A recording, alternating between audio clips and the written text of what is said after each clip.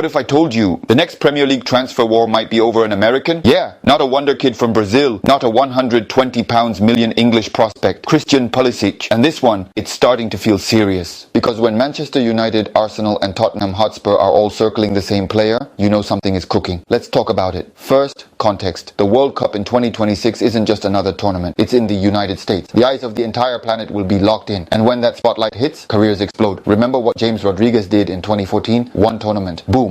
Superstar. Mega move. Now imagine Christian Pulisic, vice captain of the USMNT, hitting peak form right before a home World Cup. That's not just football. That's marketing. That's commercial power. That's global brand expansion. And Premier League clubs, they're not blind. Let's talk about what he's actually doing right now at AC Milan. Because this isn't hype. This is production. 42 goals, 22 assists, 121 games for a winger, for a number 10 in Serie A. At one point this season, he was scoring every 98 minutes. That's better than Erling Haaland was managing in the league at the same time. You can't fake that. And here's what I love about his evolution. He's not just that pace merchant from his early days at Chelsea anymore. In Italy, he's added control, composure, patience between the lines. He's operating in a 3-5-2, sliding into a 4-2-3-1, drifting inside in a 4-3-3. Doesn't matter. He adapts. That's gold in modern football. You need flexibility. You need tactical intelligence. You need someone who understands space, not just runs into it. And Pulisic, he's finding pockets, dragging defenders, creating space for runners like Ruben Loftus-Cheek and Alexis Saelemaekers.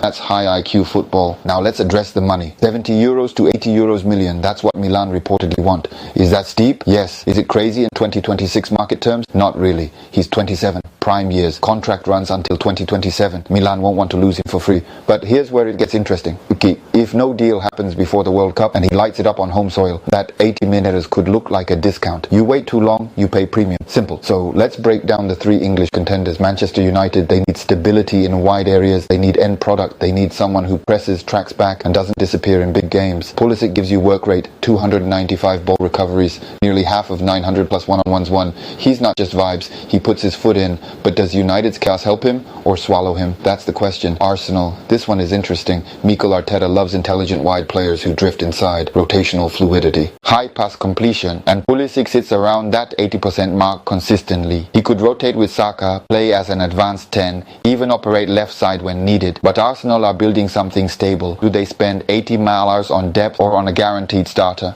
That decision matters. Then there's Tottenham, a project club right now, searching for identity, searching for consistency. Pulisic in transition football, dangerous. In a fluid attacking setup, even better. London already knows him. Commercially, it makes sense. Football-wise, he adds creativity they sometimes lack in tight spaces. And let's be honest, Spurs making a statement signing like that shakes the table a bit. Now here's the underrated part of his game that people ignore. Shot accuracy never dipping below 60%. Conversion rate climbing up to 40%. That's elite efficiency. This isn't a volume shooter. This is calculated aggression. Add to that the defensive numbers, the positional versatility, the maturity at 27, and you start seeing why clubs are circling. He's not a gamble anymore. He's refined. But here's the twist. Does Pulisic even want to leave Milan? The Rossoneri are competitive again, financially stable, fighting near the top with Inter. He's a talisman there. Sometimes being the main guy in Italy is better than being one of many in England. You return to the Premier League, the pressure doubles, the scrutiny triples. You struggle for 2 games, headlines everywhere. He already lived that at Chelsea.